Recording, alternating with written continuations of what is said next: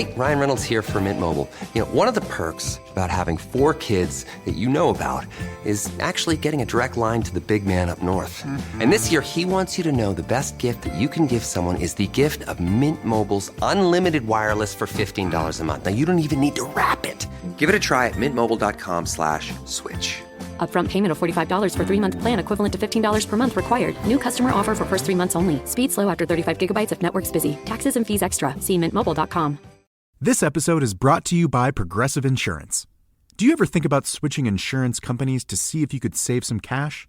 Progressive makes it easy to see if you could save when you bundle your home and auto policies. Try it at Progressive.com. Progressive Casualty Insurance Company and Affiliates. Potential savings will vary. Not available in all states.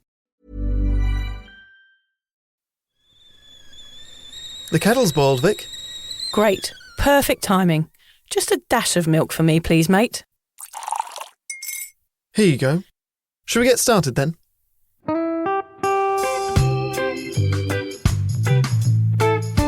Have you ever woken up on a Sunday morning and said, I'm never drinking again, and then found yourself waving $50 at a barman by happy hour? Are you wondering why everyone else can stop at 1 while you head to a dodgy after-party with a weird bloke called Disco Dave? If so, it might be time to take a deeper look at your relationship with your reliable social crutch, alcohol. On each episode, we'll investigate our own dysfunctional dealings with booze and find out if it's possible to stop this deeply ingrained habit before things get too messy. Yep, we're going to open up a shame shed of humiliating drinking stories to help you understand why waking up from a booze coma each weekend with a kebab sticking out of your top pocket might actually be negatively impacting your health.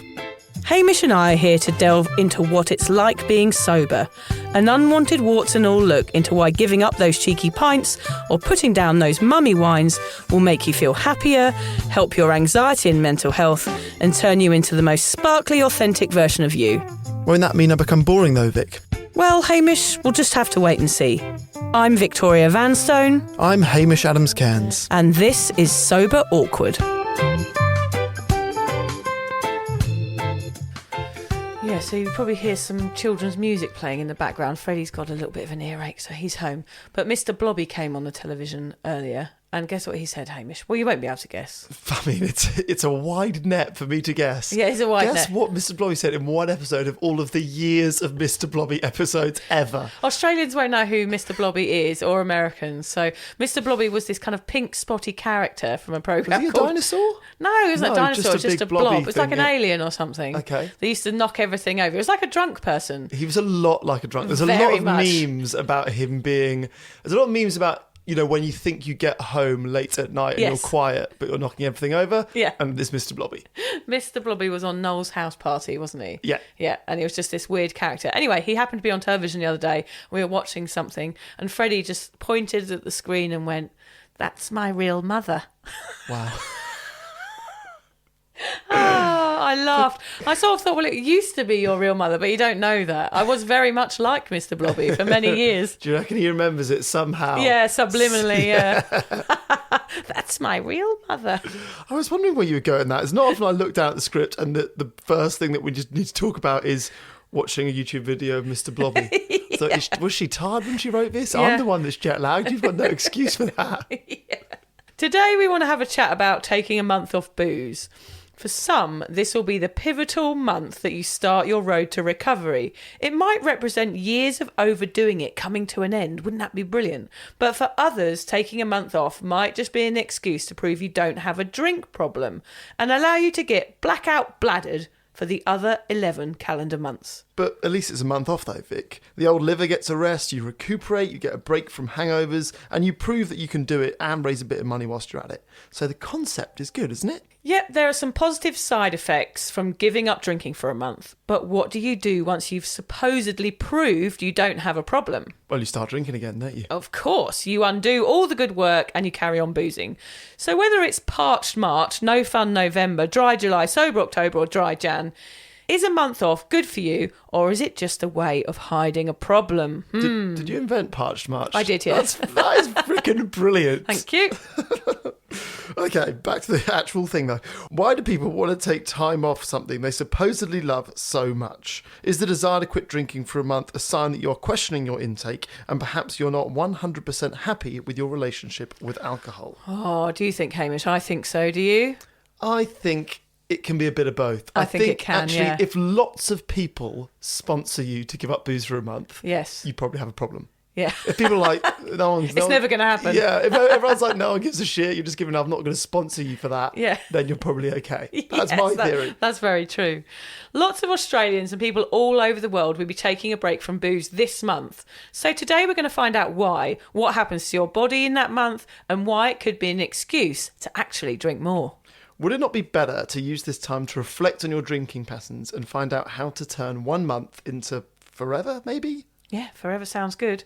Just a note, though, here, if you are a daily drinker, please consult a doctor before taking any time off alcohol. Yes, good disclaimer, Vic. If you experience any kind of withdrawal from alcohol, you need professional support and guidance. Contact your GP, a therapist, or your local hospital to find out how to begin the process of changing your habits. Get people around you that can advise you medically and emotionally as you recover. Not two idiots like us. We are not qualified at all. No. Right, Vic, some stats never hurt, do they? Stats never hurt, baby. No one's ever said that before. It's a new one. The tradition in which people abstain from alcohol for an entire month is growing in popularity. In 2022, nearly 1 in 5 US adults said they would give dry January a try, up from 13% from the year before. An estimated 8.8 million people in the UK, where the movement originated 10 years ago, said they planned to participate this year, according to the charity behind the movement. In 2013, the number was just 4,000. Temporary sobriety, it seems, is contagious, and studies show that pushing away from the bottle for a month does have immediate health benefits. But whether the health benefits last or reach those most in need remains unclear. That's insane. 4,000 people did Dry July in 2013 and 8.8 million people did it last year. Oh, that just shows how things are changing, doesn't Isn't it? it? Yeah, or people are just drinking more than ever before and need Could a be that, break. Yeah. Also, full disclaimer, our listener numbers actually always take a spike in January. Absolutely I think it's do. evidence that people get on board in January, Yep. and then come February, March, the listener goes back down to normal numbers. Yeah. Maybe July will be another spike. Maybe we need to do March, Yes, Dry we'll July, do them all. Stoptober. Any of them got bad names? No, they're all good Dry names. January's not a great name. No, Dry January's not a great name. It doesn't rhyme. I think it's funny that we always do an episode that we release on the 1st of January, and that is always our biggest episode of the year. Is it? Yeah. And so then I think there's never an episode bigger than that. So I think people go, yeah, I'm really hungover, I'm going to go sober, and then they never listen again. Yeah, it's So- weird, isn't it? So really our audience are either people who are sober and confident in their sobriety or hungover people. Definitely. That's who we're trying to get to. Definitely. Yeah, that's so true. So Vic, when you were a drinker, and I think I know the answer to this, but did you ever do a month off challenge? You know, or were you more of a drunk December or slosh September kind of girl? Yes, Slosh September It's is quite probably good, more yeah. like it. Yeah. Slosh September. Slosh. I never even tried. Yeah. Why would I have a month off booze? I was a boozer.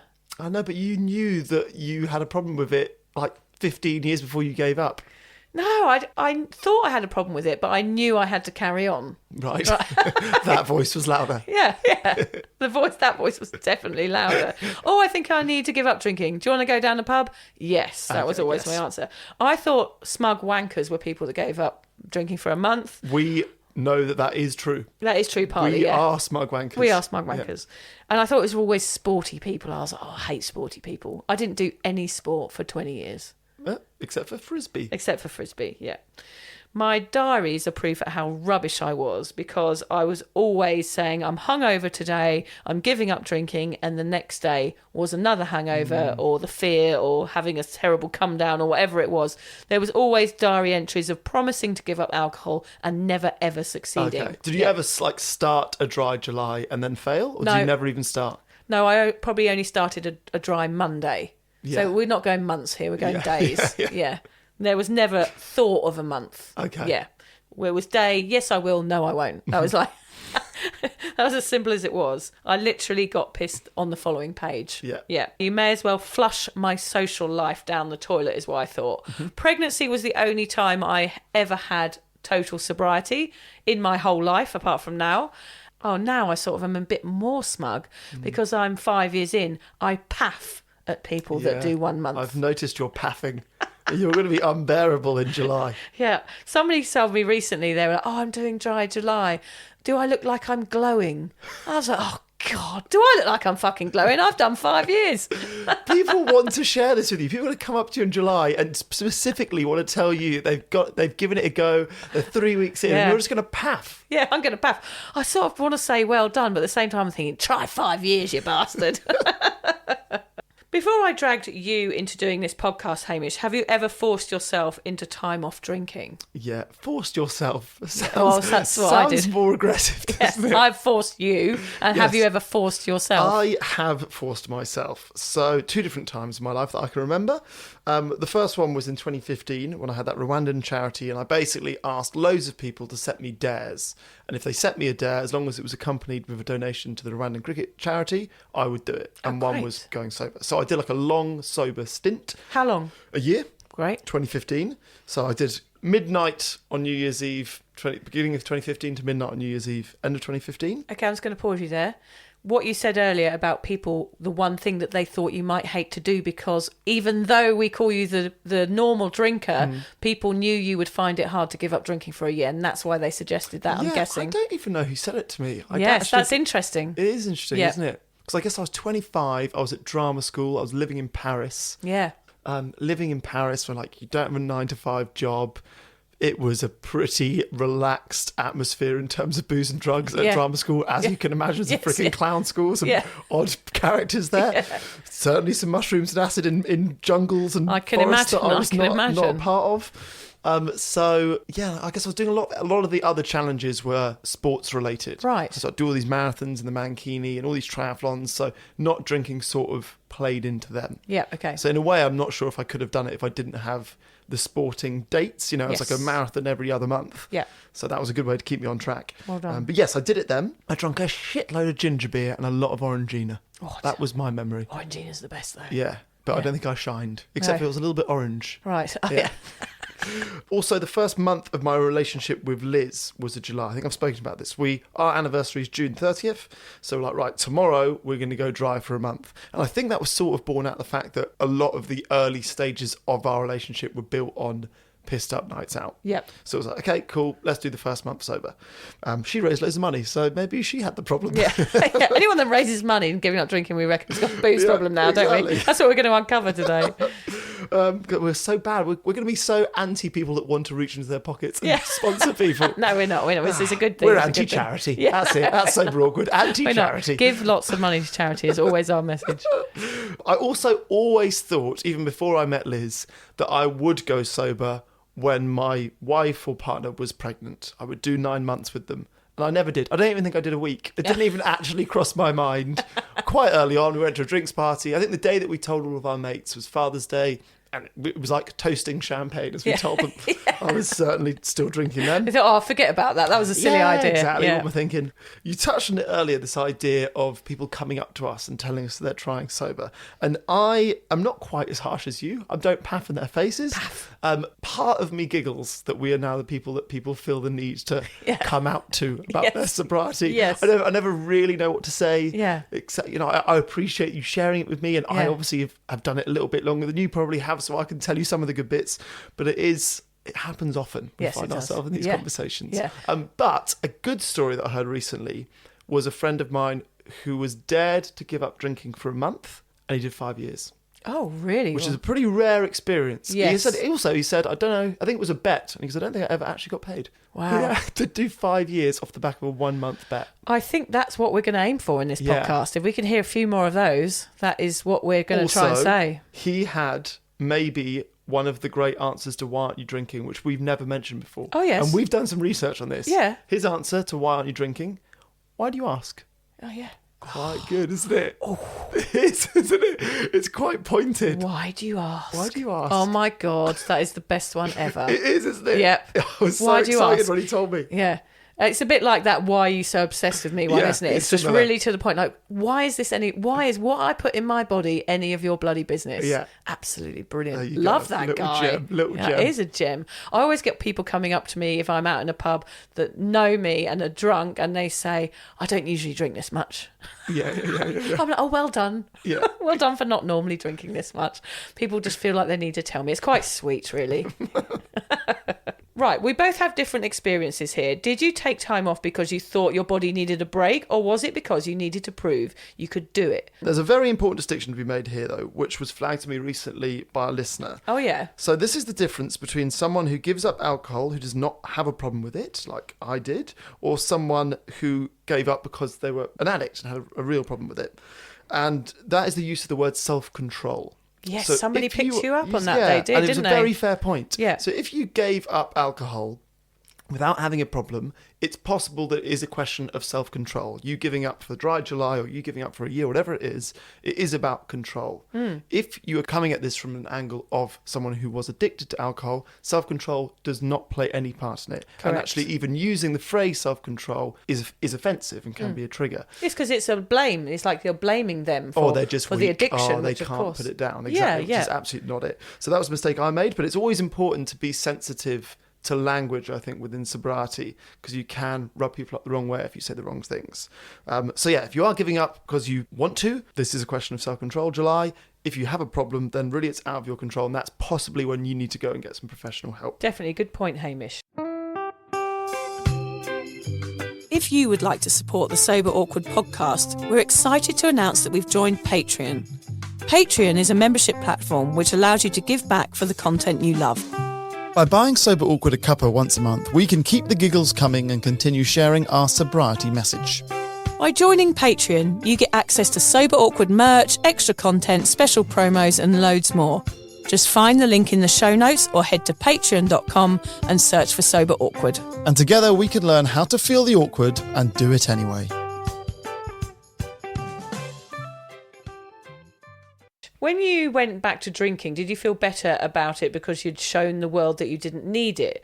Or did you go harder after that year off? So for me, the first drink was a disappointment. Not only was it the end of my year, but also because it was midnight on New Year's Eve, it was champagne. Right. And I was with 20 mates and I had to down it because I was with 20 mates and hadn't drunk for a year. Of course, you Have had ever- to down it. Oh, Yeah, of had course, to. 'cause Yeah. they were watching Otherwise, me. what would have happened? Yeah, I would have exploded. Your friends would have gone, "Oh, that's a shame." But I don't know if you've ever downed champagne. I think Of there's a course I reason have. that it's like the worst drink to down because then you just have bubbles in your tubby all night. I felt bloated. I don't actually think I had a second drink that night for ages because I just Yeah. felt like I was going to burp all night. Yeah. So it was actually a really bad first experience getting back on the booze after a year. Yeah, that's not good. But I don't think my experience of giving up for a year was to prove that I could. I don't think it was that so much, although I know most people do that. I do feel proud about what I had achieved when I did it. I never took time off, I think, Hamish, because I knew I would fail. And perhaps if I did try, it would have been very clear that I had a drink problem. Okay. Because I wouldn't have succeeded. I would have been organising an anti-dry July party on day 2, probably. So, in fact, by totally refusing to do dry July at all, I was protecting myself from facing my issue. I never realised this until writing these words down yesterday. Yeah. I realised that I couldn't do dry July because I wasn't capable of it, which is a massive red flag, actually, isn't it? We should have is. mentioned that on our red flags episode. If you can't do dry and you can't imagine doing it because you don't want to give up drinking for a month, then that is a sign that you've probably got an issue. Yeah. I've never actually had this conversation with anyone. No. I've had conversations with people who've tried dry July and failed. Yeah. I've never thought of anyone not even wanting to try because they're so confident they're going to fail Yes. that it's going to basically slap them in the face that they do have a problem. Yeah. So actually that's a good reason to try, Yeah. isn't it? It's actually a good reason to go, right, I'm going to give it a go. And if you can't do it, then that is perhaps a sign that you need to go and see someone or get some help for your drinking issue. Yeah. Because if you can't do a month off, then there's a big red neon sign flashing at you, I think. Or another way to look at it would be to set a really big goal. And then even if you do fail halfway through, You know, if you go, there's no way I give up drinking for a month. You try it and you do 3.5 weeks. Still better than not trying it at all. Yes. Or if you're going to give up drinking for a year and you do 8 months, Yeah. still better not doing it at all. Yeah, not having alcohol in your body is always going to be better. Yeah. Yeah. But I do think we need to address this idea of failing at sobriety, because I think it can be such a trigger. Yeah. And you feel like, for you saying, if I failed, I would have known I was an alcoholic. Yes. I think lots of people can probably relate to that. I wouldn't have known. I just wouldn't have done it. But if I'd done it and failed, I still would have dodged the fact that I had a drink problem. I'll just go, oh yeah, what's the fucking point in me giving up drinking? I like drinking. Yeah. But I think wouldn't we have need to... mentally taken it on board because I Yeah. wasn't smart enough and my head wasn't clear enough to make good decisions. Yeah. Yeah. But I think there is an importance to sort of reframe failing at this or relapsing at this, because really, like we've spoken about in the past, a relapse can be the ultimate motivator to start Absolutely. again and do Yeah. it better next time. Yeah. So rather than sort of beat yourself up if you don't make it through Dry July or you don't make it Yeah. through a sobriety challenge, try and use that relapse as a kick up the arse to Yeah. give it a better go next and time. at least you tried, and you can use it as a stepping stone into your next attempt. Yeah. Yeah. At Maybe least it just- makes you conscious of it. Maybe just don't wait till July next year. Yeah. Maybe give August a crack. Yeah, give that wet August a Yeah. go. Yeah. Oh, So August. there are benefits to doing Dry July. We're not going to say don't do it, No. of course. So what are the reasons, Hamish, that people take a month off? Well, the first one is fed up with hangovers. Absolutely. Just being hangover free for a month is a relief. You keep calling ex-boyfriends when you're drunk. Yeah. Yes, people need a break from that. Or texting. I'm texting, more yeah. texting. Or sexting. Yeah. Oh, drunk sexting is probably not good, is it? You done that lot? Never. No. Didn't have phones back in my day when I was into that sort of Drunk thing. faxing. Yeah, drunk faxing. Drawings of your Yeah, boobs. yeah, or photocopy, bottom on a photocopier. That's happened before. Yeah. You want to give your body a break. You shit yourself at the barn dance? Yeah, I'm not gonna ask the details. No, of that. don't ask I it. know. I But it reckon has that one's happened. true. Yeah, carry on. You want to show your mates that you can do it. Exactly. It gives you an excuse to get wasted for the rest of the year. That sadly comes up a lot. Yeah. Perhaps you're raising money for charity. That is one of the good things about Dry July. I remember my mum actually said, when people dared me to do the Mankini Marathon, she was like, I will pay you £1 more than they are going to pay to the charity to not do the Mankini Marathon. I was like, oh, it is money for the charity. I don't know how to deal with that morally. That's good. Some people do Dry July just to see what sobriety is like. They want to give it a go and they hope that they can see some of the benefits after just a month. There are plenty of benefits after a month, but as Vic will tell you, a lot of the benefits for her came after the second year. Yeah. So it might be just sticking at it, and maybe you might be dissatisfied with the benefits after the first month. It sounds daunting, doesn't it? Yeah. Yeah. So you really have got to stick to it because you might not get the benefits in that month and then you'll just go back to drinking. But Yeah. that's really important to say, like use it as a starting block. But if we take a closer look at all these reasons, it really comes down to one. They are wanting to give up for a month because they are probably drinking too much. I think that is the reality, but rarely do people ever want to admit to it. Let's have a look at the short-term benefits of having a month off. Yes. What happens to the body when you give up alcohol for 30 days? You may notice an increase in your mental clarity and memory. Definitely memory. Definitely memory, yeah. You get better sleep. Your mood will be generally improved is the hope. Not drinking is scientifically proven to make you happier. You'll get a stronger immune system. Did you know that alcohol can actually make you more prone to getting sick by undermining your immune system, Hamish? I didn't know that. Interesting. A bit more hormonal balance. Drinking can send your hormones into a frenzy. It impacts our endocrine system, which allows our body to respond appropriately and cope with changes in our environment. We're about to do an episode on the menopause and all about that hormonal imbalance. It's really interesting. So, Yeah.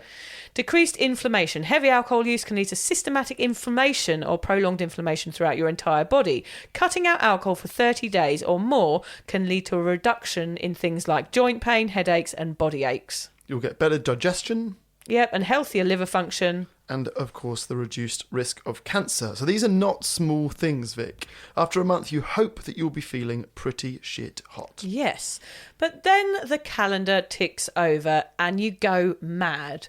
You recompense, necking shots, downing pints, and being the same person you always were. The binge drinking returns and your brain, liver and mood take the brunt of your reintegration into heavy boozing. It seems like a shame to undo all that good work. Think of it like doing lots of exercise for a month, only to do nothing for the rest of the year. Yeah. You wouldn't really get any of the benefits. I also think it's like, I'm going to meditate every day for a month. and then stop forever for 11 months. So you're not going to get any of the benefits. I don't know why we sort of think that drinking, those rules don't apply. Yeah. But yeah, it seems counterintuitive. So you may prove a point and say, look, everyone, I can quit easily. Now, whose round is it? So what happens to the body when you start drinking again after a month off and get pissed up? Well, the research shows, love a research, that taking a month off leads to what is called a boom-bust drinking culture. And when wet August comes around, you binge drink. It's the reward for doing so well. Of course it is. Remember, the brain is going to be searching for that dopamine hit. Research suggests a month off booze has exactly the same effect as a week off. So really, it's just binge drinking stretched out a bit. Is that true? Yeah, that is true. I actually found That's depressing. this depressing and fascinating, this research, because I didn't really know anything about this boom-bust situation. It's a form of functional alcoholism, just like going on a bender and then going for a run the next morning. You're trying to give the impression your boozing is okay by being a functional citizen afterwards, when really you might be hiding the fact that it's out of control. So do you think that challenges like a month off actually encourage alcohol use? It's such an interesting question then, because I believe a dry month is sold as something to be endured rather than an amazing change to be embraced, Hamish. Yeah. It is actually the wrong message, a challenge over a life change. Yes, I Yep. agree. At the end, you reward yourself with a big drink and a sigh of relief that it's all over. This totally reinforces the desirability of alcohol. Still seeing it as the light at the end of the tunnel, the solution, when really it should be, this is going to be hard, but hopefully it will lead to me never drinking again. It doesn't seem like the notion for 100% sobriety follows on from the month off. I really do question it, Haim. They almost want you to go back to drinking so you can do it again next year. I think they're missing out on the point a bit and not taking advantage of the fact that this could be the start of something amazing. So Vic, we had a look to see what advice the internet gives on how to re-indoctrinate yourself back into drinking after a month off. Always dangerous looking for the internet for answers. Oh, as I've always found. dangerous. As soon as you have a kid, any kind of rash Yeah. Don't ever look up rashes. It's always terminal. It's freaking awful. Yeah. I hope to find articles saying that this was an opportunity for sober life, but all I found was sites with top tips on how to best reintroduce alcohol. First one is a perler. Yeah. This one comes from the Queensland government. We both live in Queensland, Australia. Yep. It says, drink slowly, eat more before drinking, and introduce alcohol-free alternatives. Considering it's probably lots of binge drinkers given up, these will literally never work. And these come from the government. Yeah. Drink slowly to a binge drinker. You can't just learn something. It has to be sort of undone your entire history of drinking before you can drink slowly. Should they not be allowed to say that? I don't know. They're trying to give advice because they just know that people are going to carry on. So they have to give some sort of advice, I guess. There was never a mention on any websites of perhaps staying sober after a dry month or visiting the doctor or partaking in another month. The ingrained culture of drinking in society seems to be what this venture relies upon. Maybe the norm should not be given up for 1 month. It shouldn't be a dry January or dry July or a Stoptober. Maybe the norm should be 3 months or 100 days. Yes. Like a proper stretch. Yeah. If you think that's bad advice, we found even worse advice on what to do after a month off. Now, why are we sharing this? I guess, 1, because it's kind of funny, and 2, because you sort of need to be aware of some of the things that people might tell you to do come the end of July. Yeah. One of the ones it says here, Hamish, number 1, is invest in a wine fridge. And what they're saying is there that you will select one bottle and then not have another one if you have a choice over it rather than being out, I think. Absolutely That's the stupid logic. advice. That's the logic. If you've got a wine fridge, you've got loads of wine in there, haven't you? Yeah. We're just going to drink it all. Also, what's the difference to it just being a normal fridge? Oh, I don't know. It's just Because also then you ridiculous. can see it, aren't they glass fronted? Because then you Yeah. can see them all the time. just taunting staring at you. you. Yeah. Yeah, that's awful. Weird. The next one was learn to sip and savour. Yeah. Now, when have I ever, in my drinking, ever sipped and Well, savoured? that's what makes me giggle about this one. Who is that aimed at? don't Who know. is going to read that at any point in their whole drinking lives Yeah. and go, I just need to drink slower and then really enjoy each taste? Yeah. I would say down and vomit. That would be more my style of drinking rather than sip and savour. See, I think downing and vomiting is a better way to put you off booze. Yeah, And sipping and savouring, you might actually enjoy it more and then want to do it more. They're so not talking to the problem drinker here. No, I don't of know course, if what anyone's that's for. stopping, they're generally going to be a problem drinker, aren't they? Yeah. I don't know. It's not problem drinker language. No. No. Buy more expensive bottles. Oh, yeah, thanks for that. I don't have any money. Of course I'm going to buy the cheapest stuff. I tried that one. Yes, it I doesn't thought work. if I only drink craft beer, Yeah. which is astronomically expensive, Yeah. then I will drink less. No. I think I was just poorer. Oh, you're just poorer, and it's probably stronger, so you just want another one. Yeah. Yeah. And it probably tastes better, so you want another one. I've added my own number 4 here, Okay, Hamish, go on. which is don't look up anything online and get good therapy. Okay, that's good advice. If you're thinking up weird ways to keep drinking, it means you might need to find out why. Anyway, Hamish, let's look at how to make the break worthwhile. So are there ways in which those considering sobriety can use a month off positively? I feel like we've been very negative. We need to bring it back round. Let's bring it back positive here. round. It is good. Don't worry, guys. If you do participate in a month's challenge, how can you make sure it helps your relationship with alcohol? Okay, so if I was going to redo it today, the way that I did it, Yep. I would use that month to educate myself about alcohol and understand the health risks. So rather than just not drinking alcohol for a month, Yes. I would read a book, I would listen to a podcast, I would treat it as a subject for a month. We always talk about you get all this time back if you don't drink. Well, use that time in this month to educate yourself about why this is a good idea. And I Yeah. think if people do that, then it might stick. And it might go to the next month. Yeah, like a project. Exactly. A big life project. Good idea, Hamish. I think you can use it as a circuit breaker too, don't you? Mm-hmm. Yeah, that would be a good way just to stop you in the tracks and go, right, I'm having a month off and see where it takes you from there. Also, I think it's a really good idea to write down all the benefits you're experiencing. I just did an interview with Rethink Addiction, and that was one of the things I said. They asked, what would you do starting Dry July? And I said, write it down how you're feeling that month. Yeah. And then if you do drink again, write that down and compare the two. Interesting. Yeah, and see how much better and clearer you are in that month off compared to the month that you're So a drinking. little See what journal happens. or A little diary. journal, even a sentence a day, what is going on with you, and then compare it. That's awesome. Or even the month leading up. That would be a really good idea. So Mm-hmm. do the month leading up, do June, write a diary for June, and then compare it to how you're feeling. Hang on, we're releasing this end of June. Oh, yeah, start it in September. You're too late. You're too late for your diary. Oh, bugger it. Give up. Use it as a stepping stone into sober life. That's sort of the whole point of this episode. Yes. Is we see it as an opportunity to kick on rather than a 30-day challenge that ends at the end of June. July. Exactly. We're getting our months all Whatever, mixed up. We don't know. Make a plan for August. Yeah. Is August after July? Yes. We need a calendar in Is front of this us. like a really smug thing that sober people do? I don't even know the months of the calendar anymore. I don't do dry July. I'm just dry all forever. No, I think it's just sad that we laugh at months. It's got a sad sense of humour we have. Oh, is it August or July? It's ridiculous. It's really basic, It's isn't it? really basic. Make August dry too if you can. Start a course. Have something in place so you don't boom bust. There's loads of good sobriety courses out there. Sarah Rustbatch is one. Yeah. Like I said, use that month to reflect on the role alcohol plays in your life. Use it as a sort of coming out. If people ask you why you're not drinking, you can say, well, I did Dry July and I loved it so much that I've carried on. Yeah. See it as the start of something. I would actually try and book in things during July that you would normally have done with booze. Yeah. So if you're single, go on a date or go dancing or go out to your favourite pub or whatever it is, just as like a reinforcer of, oh, I can do this sober. Don't just stay in all of July and white knuckle it. Exactly. I think you're going to use it as an opportunity to try some things out that you haven't done before. You're not going to be hungover, so the whole world is open to you. There's a number of activities. Scrabble is one, isn't it, Hamish? God. The one thing duller than Wordle. laughing at months. Trying different teas. Trying all those board games that have sat in your cupboard for months collecting dust. Snap is available to you. Finally learn how to Rubik's Cube.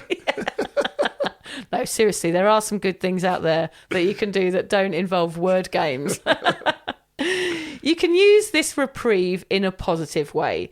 You can turn Dry July into the best thing you ever did by making it the first month of your sobriety.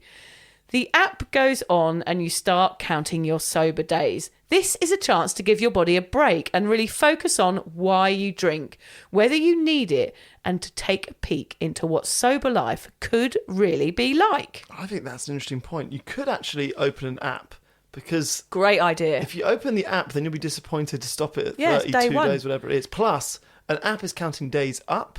Dry July, I reckon people are counting days down. I've got Yes. 7 days to go. I've got 3 Yeah. days to go. So maybe that's another little tip. Yeah, the for you. numbers ticking over is a very satisfactory thing. So, yeah, so download, I think it's Done Drinking is the one I use. Yeah, mine is Sober Clock. Yeah, Sober Well, Clock. that's Good name, really- good name. Or just count, you know. Yeah. Or just count on your fingers, yeah, and your toes. Yeah. The truth is, if you're doing Dry July, there is a reason. You might not be happy with the role alcohol is playing in your life.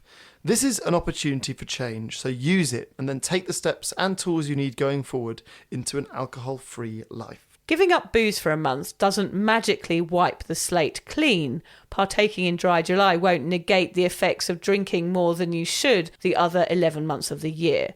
A 4-week fast won't necessarily give you all the tools you need to improve your relationship with booze when the calendar clicks over for the next month. But it will give you the headspace to reconsider alcohol moving forward. We recommend you do Dry July, but don't see it as just a month off. See it as the start of your sobriety journey. Your journey. Yeah, man, let's start our journeys.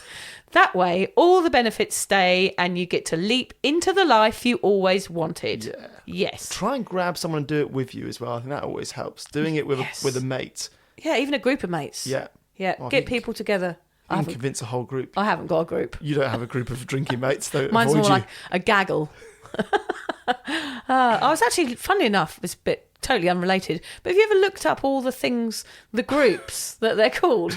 Like a gaggle, This a is school similar of to your fish. wordplay chat. Yeah, God, I've been watching too much David Attenborough in the evenings. That's what happens when you get sober. What's the dolphins or whales? They've got something quite funny. A school is good. Is there a storm of something? Oh, maybe Anyway, it's going to be You can like write a into us. Rapunzel episode all over again. If it's me and Hamish just sat in silence trying to think up words that we don't know.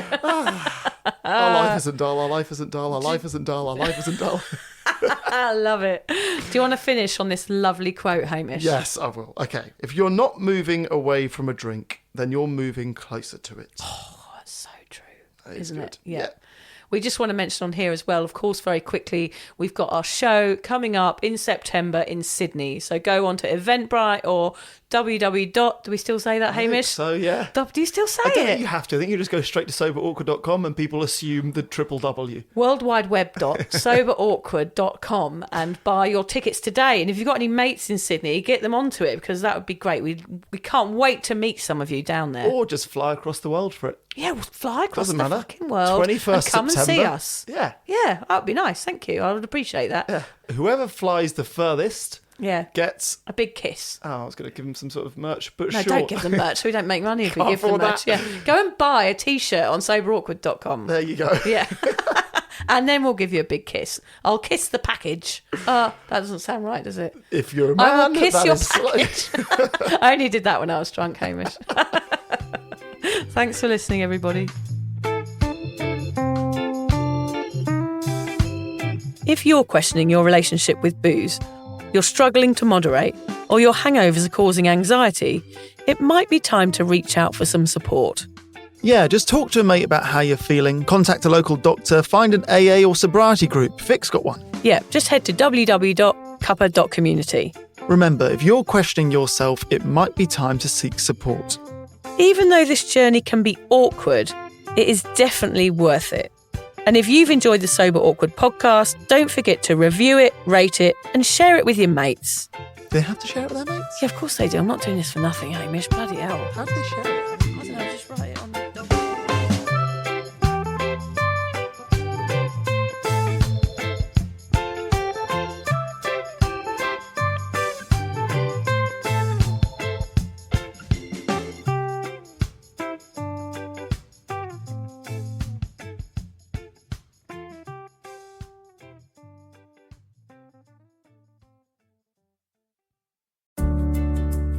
Hi there. I wanted to tell you about a podcast that I think every single one of you will benefit from. It's called Therapy Works, and it's hosted by me, Julia Samuel. I'm a best-selling author and psychotherapist. I invite you into my therapy room where I speak to either a known or unknown guest. Topics range from the difficulties of divorce, a life-changing illness, to the struggles of motherhood. Search Therapy Works now wherever you get your podcasts and subscribe to make sure you never miss an episode.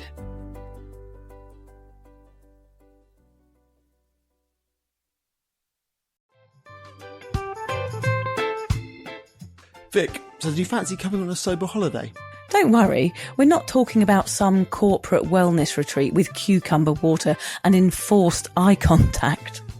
No, this is a sober awkward retreat. 8 days of sun, sweat, laughter and absolutely no hangovers. Yep, it's all happening in Thailand next October. Picture this: yoga at sunrise, writing workshops, ice baths, Thai boxing and lots of awkward sober dancing under the stars.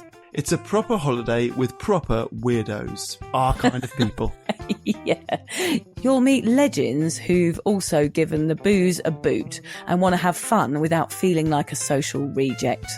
Come solo or grab a mate. Bring your awkward, bring your sun cream. No pressure, no judgment, just a big, warm, sober hug in paradise. All the info is at soberawkward.com/retreats. Come and get sweaty with us, emotionally and physically, in our all-inclusive jungle resort.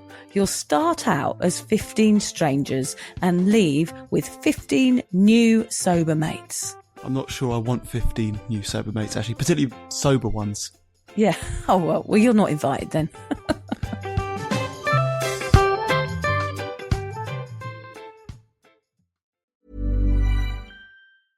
Take control of the numbers and supercharge your small business with Xero. That's Xero. With our easy-to-use accounting software with automation and reporting features, you'll spend less time on manual tasks and more time understanding how your business is doing.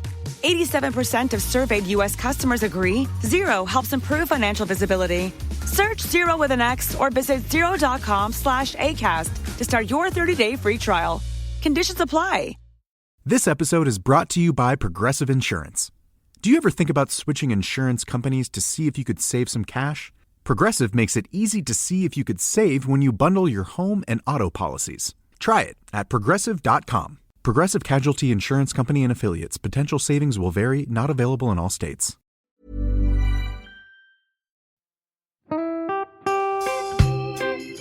So, as you probably know, my comedy memoir, 1,000 Wasted Sundays, is officially out. All my magnificent fuck-uppery in one awkward hit.